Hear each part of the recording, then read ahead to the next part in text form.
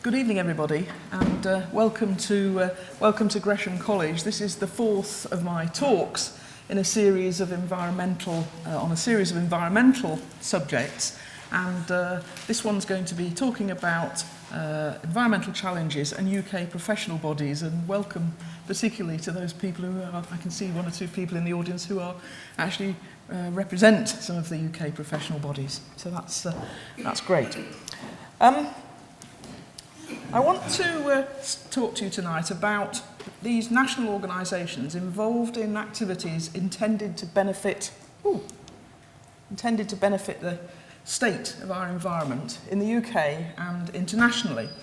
And as I said, I'm going to focus particularly on UK professional bodies, many of which have either an explicit or implicit environmental remit. So I'm talking here, for those of you that are not so familiar with this, with organisations such as the Institute of Environmental Management and Assessment, the Institute of Fisheries Management, the Institute of Environmental Sciences, and I will certainly mention some others later.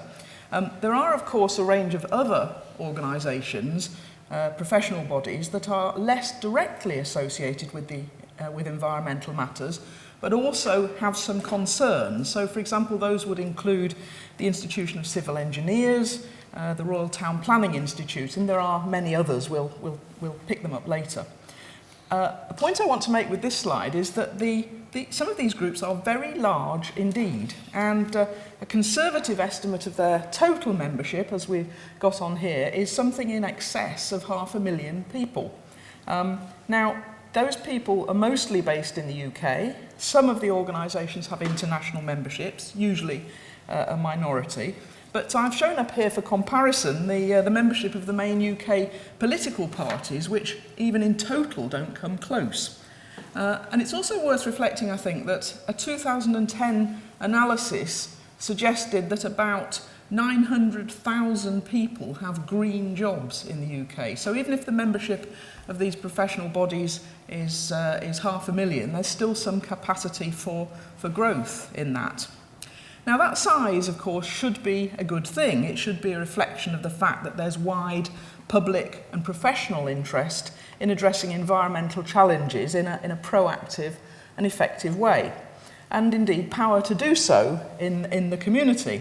But I'm going to argue tonight that in the face of those pressing concerns, that the current situation is unhelpful. Whilst the actions of every single one of these different groups are entirely laudable, of course, there are overlapping and competing interests, and those are not actually conducive either to the establishment of a clear position based on the best scientific and technical or other evidence, but in particular, it's not conducive to the presentation of a unified voice to government, industry, or indeed other decision makers. Some people have gone further and have argued that these organisations are miniature fiefdoms, primarily serving the interests of their members and secretariats rather than benefiting the environment, a position which certainly would horrify many of their members. And that is also a statement that's been made about other professional bodies, not just ones interested in the environment. So in order to just explore that tension, the role of professional bodies in two specific environmental controversies will be discussed. I'm going to take the flooding of the Somerset Levels in 2013-14 and the current debate on fracking. Now, just to pick up here as an aside, lest we think that public interest in environmental themes is collapsed. Oh, sorry, what's happened there? Managed to move on by itself. Lest we think that public interest in environmental themes is collapsing, a poll by Comres earlier this week, showed that an average of 28% of British adults would totally switch their political allegiance in May of this year in the national election if their party of choice abandoned their commitments to climate change. Now, the poll was commissioned by a consortium of voluntary bodies, including Oxfam and some of the other larger charities. And surprisingly, perhaps, even 77% of young Conservative voters indicated that they were very or fairly concerned about climate change and could potentially vote in a different way. though the figures were rather lower for older Conservative voters. The figures for potential Labour and Lib Dem voters suggested that their concern was generally higher. And overall, 58% of the 2,000 people who were polled said that they wanted to hear the leader of their chosen party make a strong commitment to climate targets. Now that's perhaps food for thought, even if statements in polls are not entirely accurate depictions of people's subsequent actions. I should say too that that poll also mirrors my own analysis of the views of some 80 people working in various environmentally related professions as expressed in structured interviews with me over the last 12 months. And I put the Wordle here, just summarising their thoughts on critical issues for the UK.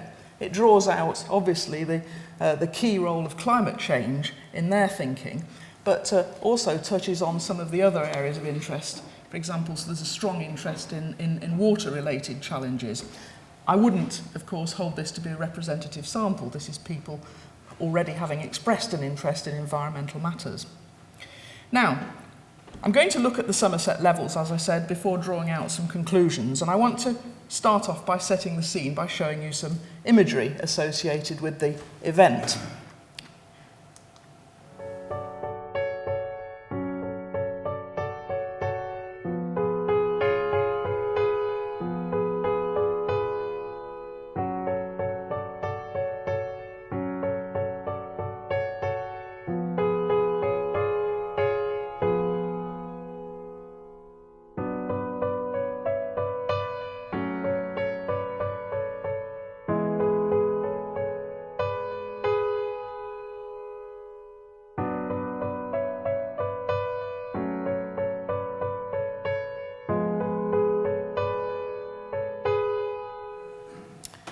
Now, the rather beautiful pictures that we saw there contrast quite markedly with the sort of photographs that were appearing in the media at the same time, which tended to focus more on the human situation.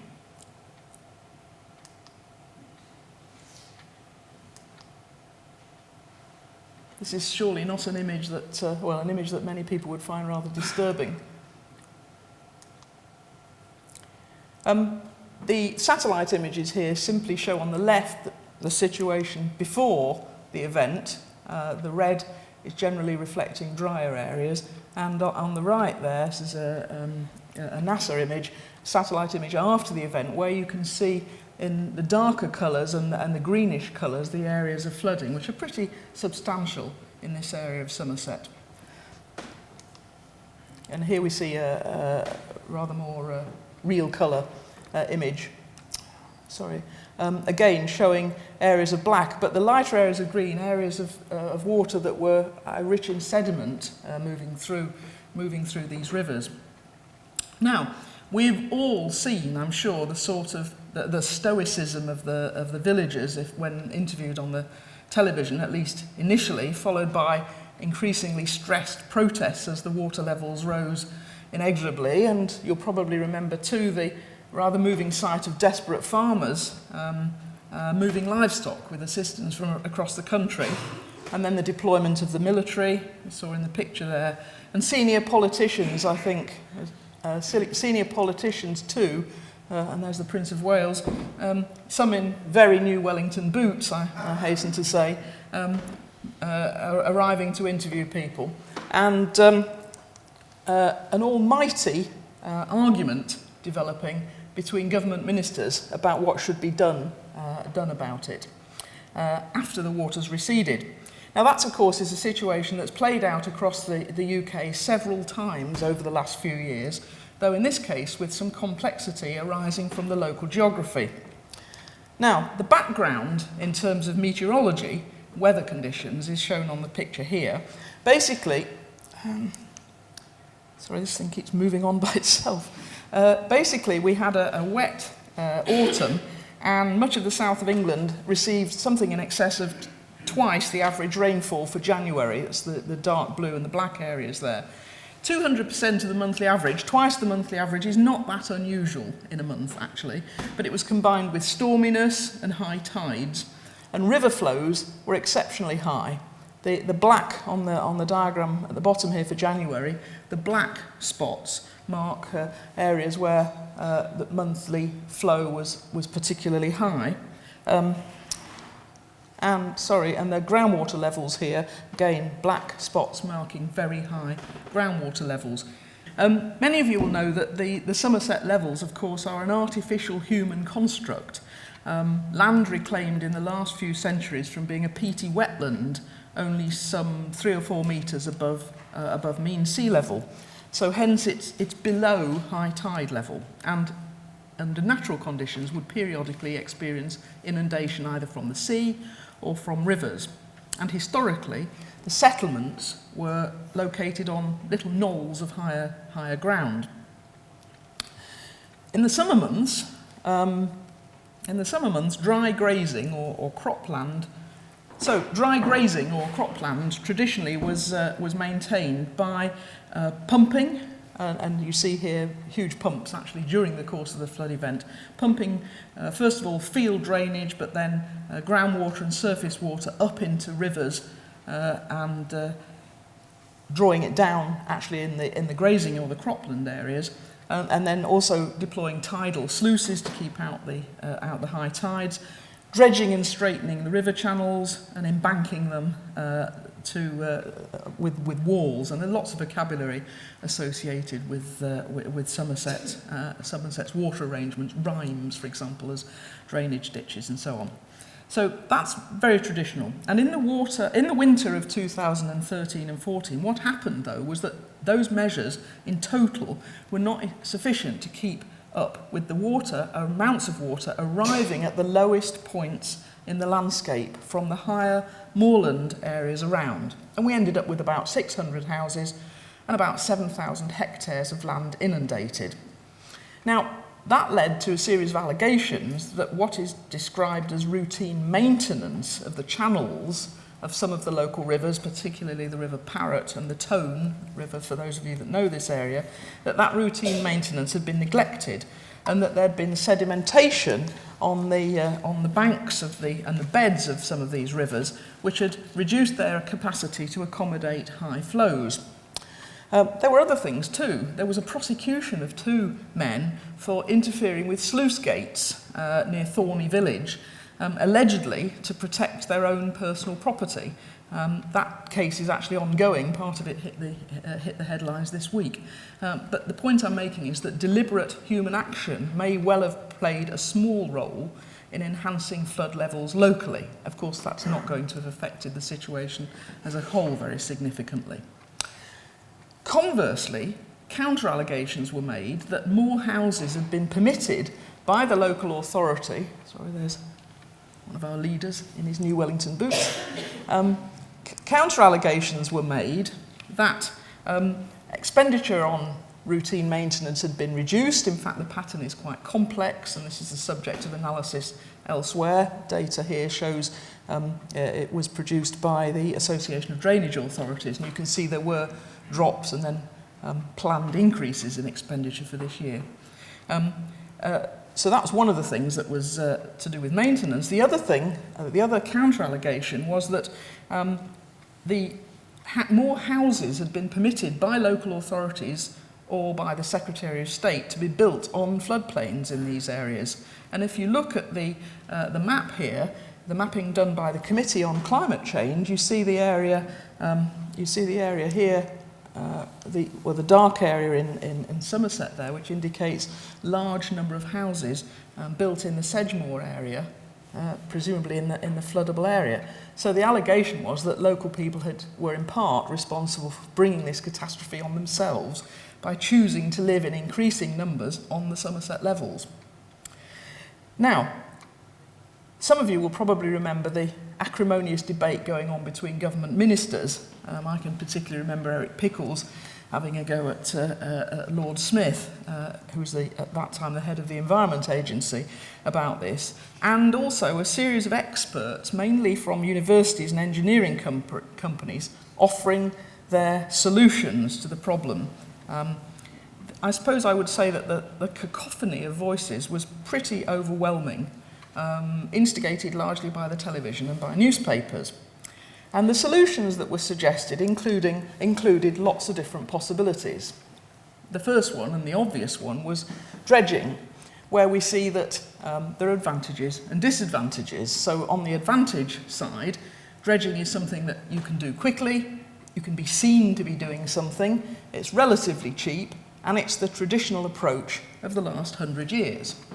On the disadvantage side, actually, most of the evidence suggests that, first of all, the effect on increasing the river flow is actually quite slight, and sediment being delivered into these river systems very rapidly causes siltation and reverts the channel to the size that you had when you started, so that you then need to dredge again. So the ongoing cost is significant, and in addition, this does nothing about sea level rise, and it's ecologically damaging. And you can see that in the picture there, what the sort of thing that's done.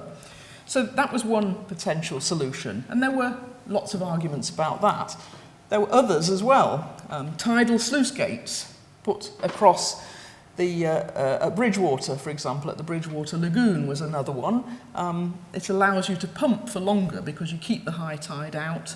You let the water out at low tide. You keep low volumes inside the system and prevent seawater coming back up river. So that's another possibility. It gives you some opportunity to develop hydroelectric power actually as well. And would protect against storm surges, and it's visible. That's another thing, very important politically. You can be seen to have done something. It's pretty expensive though, and you get some ecological changes. So that's a second solution. Then you start to hear about solutions that involve managing the catchment more widely. So altering the vegetation in upstream areas in the moorland around the Somerset Levels, for example, which you can do to reduce, at least experiments have suggested, that you can reduce the runoff from restored moorland by replanting, preventing overgrazing and so on. So you're restoring more natural vegetation, ecological benefit, and probably reducing soil erosion. And you can allow public access, of course. On the disadvantage side, it's not clear how this scales up. It's still not clear how this scales up. It's certainly been demonstrated at the level of small catchments, but as a means of reducing runoff very widely, it certainly would do something, but in very extreme events, it's not clear the magnitude of the change. We have some others as well. Some people have suggested blocking the upland rines in the drainage channels and holding back water right across the catchment. But actually that requires a lot of negotiation with landowners and big changes in the agricultural practices. You would get some ecological benefits, you probably would get some carbon sequestration benefits, and it's actually pretty cheap. It's not a high-tech solution, but it's untried at scale. You can raise embankments. You can just build bigger walls along your river channels. Again, that's something that's immediately visible. People can see it being done. People can people can feel something's been done. But again, there are maintenance needs, and one of the big things for me is that if you do that, you simply route the floodwater further on downstream. I haven't analysed who that would affect in Somerset, but if they do that in upland, upstream parts of river channels, the residents downstream are not going to be particularly pleased. So there's a knock-on effect. You can flood-proof houses. Again, you can put individual flood-proofing measures, and I don't mean sandbags, which are universally useless, but again, something that's visible, and politicians in particular, like to see them being deployed. But you can flood-proof houses up to the level of about 1 metre of water. Now, we're on the margins of that here because some of the water was more than 1 metre deep. If the water reaches more than 1 metre deep, the combined weight of it is likely, though, to demolish your house if you try and keep it out by protecting the lower parts of the walls of your house. So the strength of the house itself isn't sufficient to withstand the pressure. So that's problematic. And of course, you lose the use of the houses for a period, and agricultural land is not protected. So you can let it flood and protect the houses, but you'll get some associated challenges. And another solution widely suggested, you can have sacrificial agricultural areas. You can deliberately plan for some areas to be flooded, and you can retreat from other areas. It's called managed retreat. It's a nice phrase, isn't it? Managed retreat, it sounds very logical. You can just basically say, well, we're not going to do anything about these areas, these other areas, so don't live there.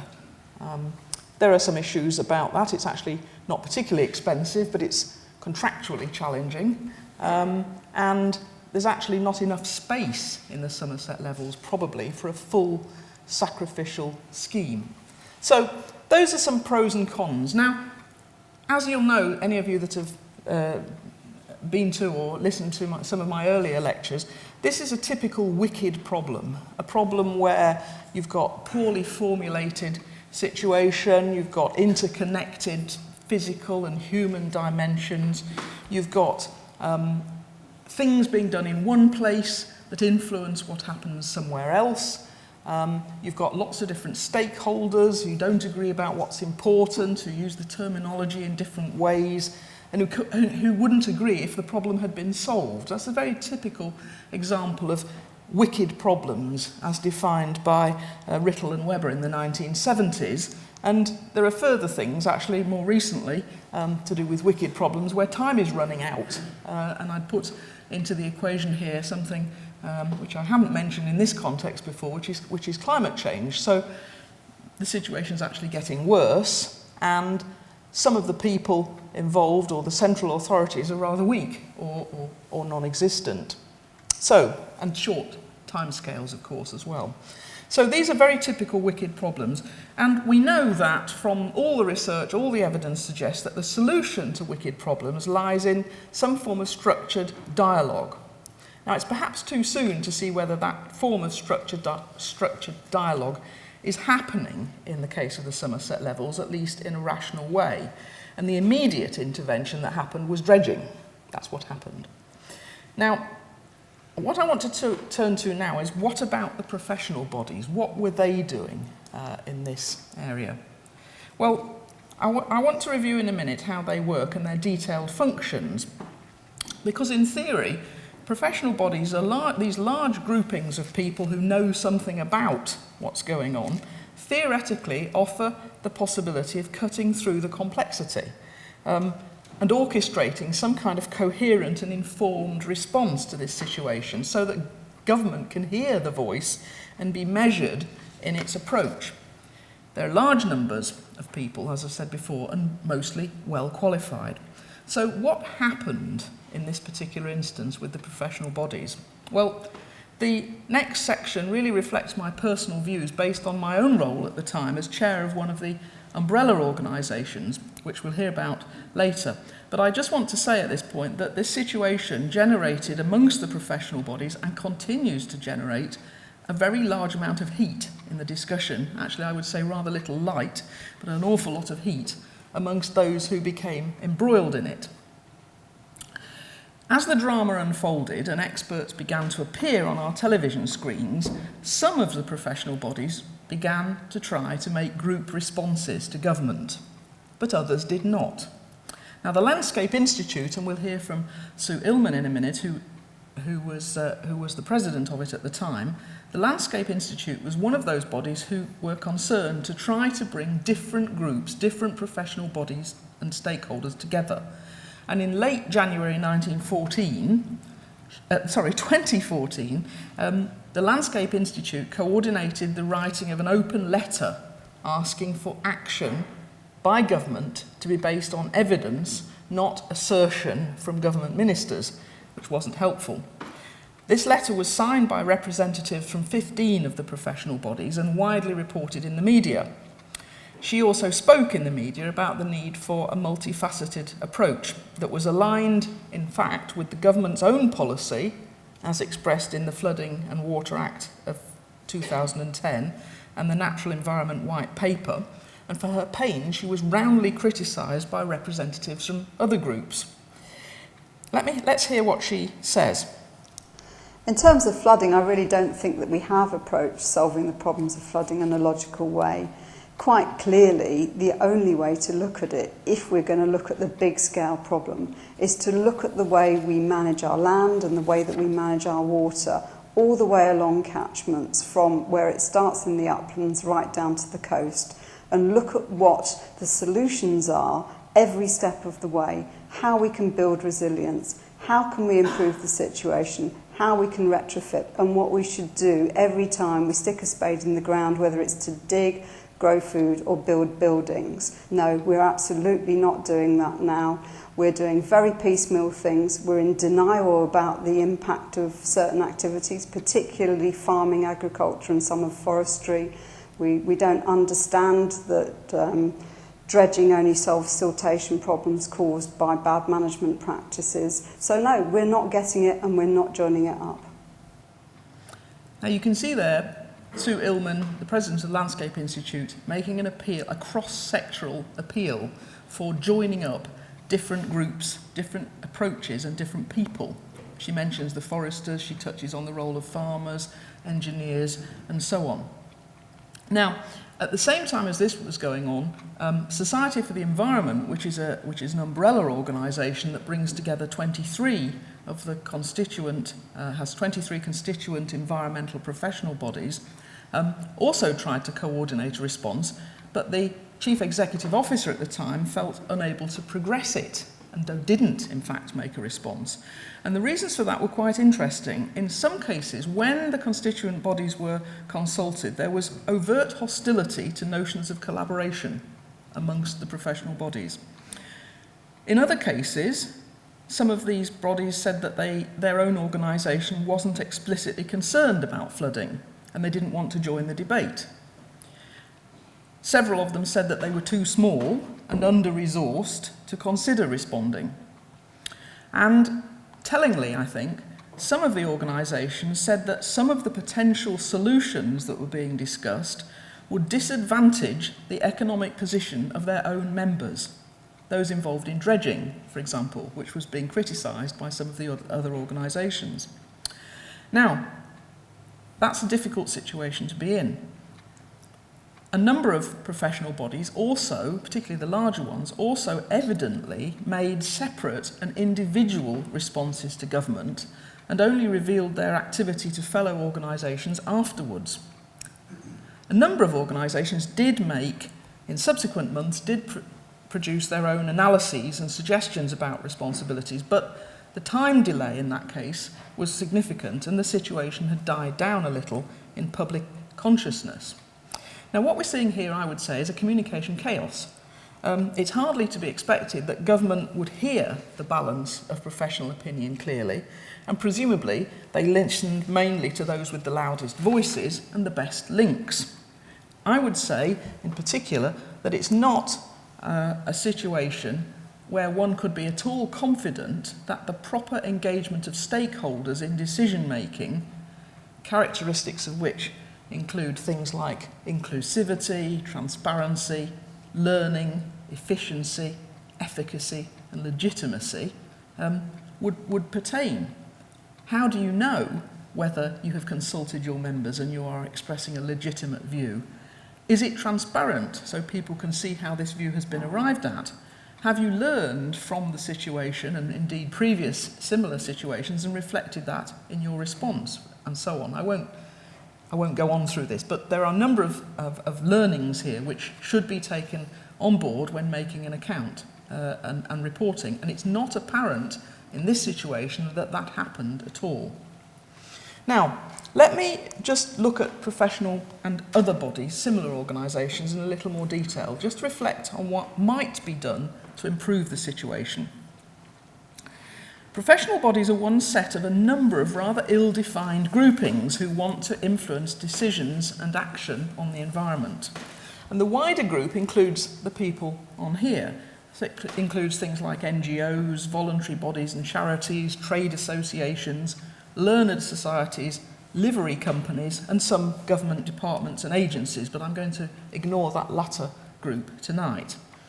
Now, the first group the national environmental charities and voluntary bodies are in some ways the most interesting and diverse of the groups, and there are certainly hundreds of them operating in the UK at national level, and probably thousands at local level. I'm going to give you a sort of subliminal listing. I'm going to go very quickly. You'll see some you recognise, others you don't. Others will be missing altogether. These are in alphabetical order, roughly. Everybody will have their favourites, I'm sure.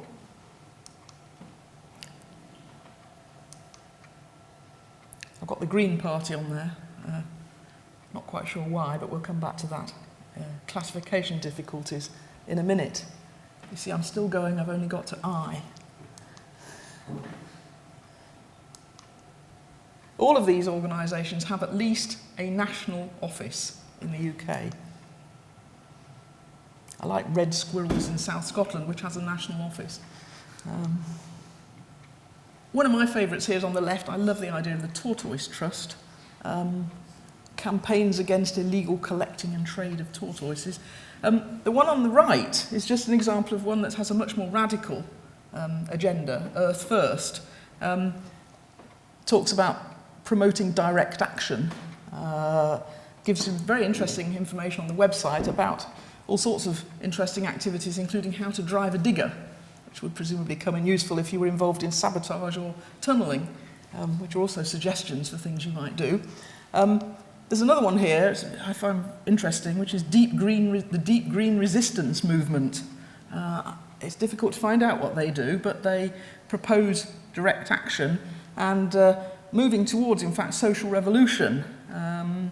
This one says the goals are to deprive the rich of their ability to steal from the poor and to stop those in power from destroying the planet. So this is a revolutionary agenda. So we've got a very wide range of approaches here, and in this case, just an organisation that loosely coordinates, presumably, revolution. Now, I'm going to leave you to judge where the UK professional bodies sit in this sort of spectrum from what I've called congeniality to revolution. But if we review them, they have a number of purposes. And I'm going to, Adam's in the audience, so forgive me, Adam, I'm going to make you listen to him saying what the purposes are. The IS supports its members through a number of different initiatives. Number one, it really works with knowledge sharing, so helping our members learn the latest science. We do that through our publications, through events and conferences that we run.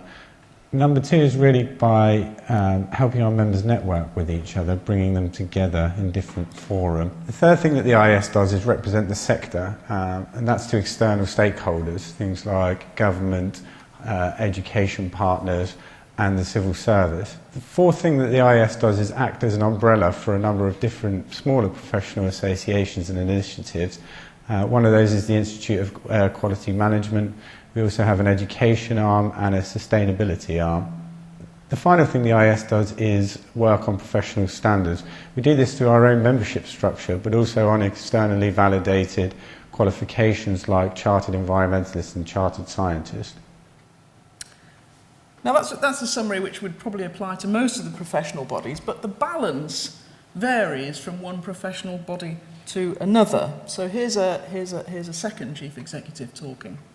As the Chartered Institute of Architectural Technologists, qualifying specialists in architectural technology, our members are in a key position to work with communities, local authorities, end users, builders, to take on the technological innovations required to affect better communities, tackling issues such as water requirements, flooding issues, because of their very nature, their discipline. So there are different emphases. Most of the professional bodies are concerned to ensure high standards of professional practice, as Francesca Berriman said there, but very few actually operate a licence to practice. It's not like some of the medical professions where you have to be qualified to practice. You don't in this area. But there are at least 40 different professional bodies. There's some of the some of the phrases that describe what they do. I won't go through all of them, but organisations which represent the interest of the professional practitioners is an interesting one. Varying down to a group promoting research that underlies the profession. So different emphases here. And as I said, 40 different ones. Some titles on there, but there's too many to take in. Some of them we've heard, some of them we will hear, and others we can't touch on today. Now, superimposed onto that set, we've got other types of organisations. Very quickly, we've got learned societies. I'm sure many of you will have heard of learned societies. They're usually promoting a particular academic discipline. They often have royal patronage and a stronger emphasis on research. So we've got those. There's a few of them. I'm sure everybody's heard of the Royal Society, the Royal Geographical Society, perhaps some of the others as well, the Zoological Society of London, for example. So we've got those. Another set of organisations. We've got a third set. We've got livery companies in London, at least. Livery companies with environmental interests. There are actually hundreds, more than 100 London livery companies, very ancient roots, but with very good connections into the city and stronger social element, in fact. Some of them have got great names, haven't they? I like the fruiterers. The one I know most about, the one I'm a member of myself, in fact, is the Water Conservators, and that has a remit which in some ways is not dissimilar to some of the professional bodies. It talks about promoting the interests of the discipline, informing the government and the public, promoting the advancement of education, and then the social environment at the bottom is very important. So that's livery companies, and then we've got trade associations, and at this point you're probably losing the will to live. We've got, I just put one up here. These are organisations which are not focused on the individual, but the group, the particular company usually, or the particular association of companies. And again, there are many, as I said, probably hundreds with environmental interests. Now, this plethora of organisations, you can think about them in overlapping sets, and I'm sure any of you that have ever studied anything to do with the environment before will be familiar with the 3-set Venn diagram. There's always 3 sets in a Venn diagram, 3 overlapping circles. This is the rather elegant, I think, depiction of a 5-set Venn diagram. It takes slightly more interpretation, actually, but just to take an example, it positions types of activity. So, for example, we see here, if you pick up charter ships towards the top of the diagram, there's only a couple of these groupings of 5 that actually offer charter ships. The professional bodies do, and then we see that some of the learned societies do. They're in the overlapping area at the top. Similarly, on the left there, charitable giving. Many of the livery companies actually give direct financial assistance to people who were in the profession, and clearly some of the NGOs do that as well. But I think if you focus on the middle, you'll see every single one of these groups is lobbying government. So if you add up the total number of people, I lost count when I was trying to deal with trade associations. As I said, it's hundreds of trade associations. There are probably close to 1,000 organisations lobbying government, more or less independently, on environmental issues. Now, a range of the CEOs of the professional bodies, a further range, kindly agreed to talk to me briefly about their own institutions, and I want to pick up just 3 short examples. The first one is the Institute of Environmental Management and Assessment, which somebody informed me earlier that I inadvertently gave chartered status to on the Gresham website, which was unfortunate because they don't have it and they're probably wildly upset by that now. But let's just hear some little bit about what they do. From the Institute of Environmental Management and Assessment perspective, one of the things we recognise is that in order to support environment professionals being really effective in organisations, be they private or public sector organisations, then we have to work in partnership with those organisations so that they recognise the environmental sustainability challenge and therefore the need to address this agenda, and therefore invest in building organisational skills and capability to affect change. So that's that one. Is another one. The Chartered Institution of Water and Environmental Management has, again, a set of objectives there, but let's hear the head of policy. I think the role of an communications. organisation like the Chartered Institution of Water and Environmental Management is we have a very broad remit in terms of the environment. We are able to bring together experts who are ecologists, who are flood engineers, who are water resource engineers, and so on and so forth, who can really appreciate the widest challenges that ultimately have so many interconnections. And if we can consider all of these in the round, then we can ultimately advise on what are the best, most sustainable solutions. And the role of professionals in bringing together the evidence base to make the case to do that is really important. We do not have a particular agenda. We are thoroughly independent, and we solely exist to improve the management of the environment. Let's take one last one, the Chartered Institution of Ecology and Environmental Management. Again, recently had a royal charter, so it's awarding charterships in its own right, chartered ecologist. Let's hear Sally Haynes talking. Chartered Institute, or SAIM as we call it, provides professional membership services to ecologists and environmental managers working in the UK and Ireland. We promote high standards of professional practice. We share knowledge and information amongst the practitioners. We provide training, conferences and guidance for our members and for others. And we input into government policy and guidance. Generally, I'd say government has to be pushed in this area. The environment is still seen by many as a luxury. Perhaps the link between a healthy environment and a healthy economy and a healthy society are really not truly understood. So it's pushed, I'm afraid, rather than leading. So some different organisations there. There are others, as we've said. If we picked up the the Institution of Civil Engineers, they have similar sort of remit, very strong environmental stance in their material. Now, that's about what they do in general terms. If we look at the range of disciplines that they cover, seeking to simplify the situation somehow there by sort of focusing on that, we again end up with a lot of complexity.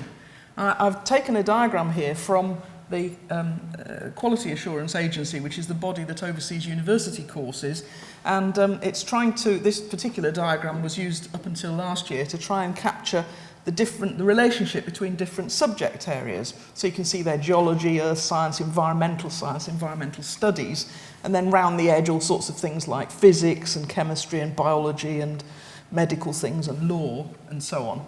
And I positioned on there just one of the bodies. There's the Institute of Fisheries Management, which has it's a very small organisation with a focus particularly on fish and fishing, and you can see its interests span water resources and biodiversity and in risk protection, and a little bit into probably countryside management. By contrast, if you looked at the Institution of Civil Engineers, they've got a huge span of interest, going right across from the earth sciences into mining, physics, environmental technology, and so on, geosciences as well. And then here's another one, the Landscape Institute. You heard Sue Illman talking earlier. They are landscape architects, and their interest sits somewhere down here in the kind of art, design, vegetation, landscape science, probably environmental health areas. Okay, now, the point I want to make here is, again, we've got a rather confusing picture of overlap, duplication, and effectively competition for territory amongst these professional bodies, almost all of which actually are saying that they're moving from their principal focus into areas with a broader remit at the moment. Now, when that situation has happened and we could summarise just in this way, I think. I tried to summarise in general terms the balance that these different professional bodies are seeking. And to simplify, in some regard, I said, well, really, they're concerned with furthering the interests of individual professionals, promoting and protecting the profession or the subject, generally, and safeguarding society at large and the public interest. So that's a balance. It plays out differently into different areas. But that middle one, there is an issue for every one of them about what is their subject area, of course, as we saw on the previous diagram. Now, when this kind of complexity and competition amongst different organisations has emerged in the past, there have often been mergers of institutions. The diagram here has one error on me. It's actually on the right-hand side. It's the evolution, in this case, of the Institution of Engineering Technology. And if you look over on the right-hand side, you'll see that in 2006 it should say Institution of Engineering Technology. But if you go back through history, you can see many different organisations merging in over a long period of time, particularly in the later part of the 20th century. If you go back to the 19th century, you've got things like the Volcanic Society, which is very exciting, and the Society of Telegraph Engineers. And over time, they grew, they developed, they merged, they grew. And what we've got here, as an example, is of now a very large and very powerful organisation with a very large voice and very authoritative in the engineering professions. That's not happened with the environmental organisations, and in fact what seems to be happening is almost the reverse, from more groups emerging over time, which is making the situation more and more complex. In fact, I think I would capture this by saying that I think the environmental sector, in the environmental sector, I don't think I could imagine a more complex arrangement of competing organisations anywhere in the world, and this is just in the UK. Everybody's aspiring to generate environmental improvement. They overlap in their remits, their legal structures, and in their academic foci. Some are very niche and specialist, some are all embracing. They compete for money, for membership, for subscriptions, for audiences, for attention, for status, for influence, and in terms of the messages they're putting out. And that's why people other than me have described some of these organisations of fiefdom as little fiefdoms, unaccountable, and mainly supporting the interests of their staff and individual members, rather than acting in the interests of the wider environment. Now that may or may not be a fair assessment, and I'm not going to offer you an opinion on that, at least now. But I want to ask if we think this is a potentially effective arrangement for securing the ear of government and generating the best opinions on environmental interventions. I'm going to conclude by just looking briefly at the subject of fracking, where there's a very lively current debate going on. This is fracking in Wyoming, in the US. It's an area where some of the professional bodies are expressing interest, and there's been debate at a number of levels on environmental grounds. Now, probably everybody here is aware that fracking is the process of extracting fossil gas from shale deposits for use as a fuel. Unlike the gas fields under the North Sea, this gas is trapped in rocks with very low permeability and very limited fracturing. So these deposits have to be fractured by high pressure injection of water and chemical mixtures, which releases the gas, which is then captured and cleaned and fed into the grid. Now, the debate occasioned by the prospect of this has been very heated, and there's a lot of controversy. The controversy centres over a very wide range of issues. It's a wicked problem. There's the moral hazard occasioned by the development of fossil fuel, even if less atmospheric carbon is emitted than from other fossil fuel sources such as coal. There's the environmental impact of transport to and from the sites and of the drilling. There's the potential for damaging pollution by leakages of toxic waters. There are visual amenity impacts, including light emission from flaring gas. There's damage to wildlife. There's seismic problems, small earthquakes. there's noise and there's dust. Now, for some commentators, the future energy security is the overarching priority, together with the opportunity to generate wealth from selling gas and to reduce the cost of energy to UK residents and businesses. And I am certain that there are professional bodies with environmental interests in the UK who would make that point, that very point, that energy security is an overwhelming interest. For others, there is a need to increase the speed of the move to a low-carbon economy in line with climate change targets, and that is supreme. And then there are local residents in areas identified as having potential resources, whether or not they're currently inside or outside national parks and so on, that are also quick to voice opinion. And to date, none of those have been, no local groups have been positive about this. Now, what I would put to you is that this issue is surely one where all of the environmental professional bodies have a legitimate interest and should be able to add constructively to the debate, optimally through collaborating. And there are, as I've said before, umbrella bodies that could help to broker this, Society for the Environment being one. I want to allow somebody from Society for the Environment just to speak briefly. The Society for the Environment really has two roles. One is actually running the register of chartered environmentalists, and the benefit of this is that it gives professional status to experts in the environmental field. And the other job of Society for the Environment is really to coordinate opinions between the various professional institutions so that they can find common ground. Well, they range widely from, for example, organisations where the main focus is the engineering world, other organisations at the other end whose main focus is ecology or forestry or water issues. So a very broad spectrum of environmental organisations. Okay, so what's being said there is that there is an umbrella body with a remit to coordinate representation externally to government and so on. However, in the case of fracking, and I'm not pointing the finger specifically at Society for the Environment or indeed any of the professional bodies, some of which have made statements about fracking, but I've not yet found any synopsis that explicitly draws together the views from more than one professional body, despite the fact that the views of environmental professionals, all environmental professionals, as we saw from my wordle at the beginning, are overwhelmingly reflected in concerns about climate change, and almost every professional body mentions this somewhere in their aims and objectives.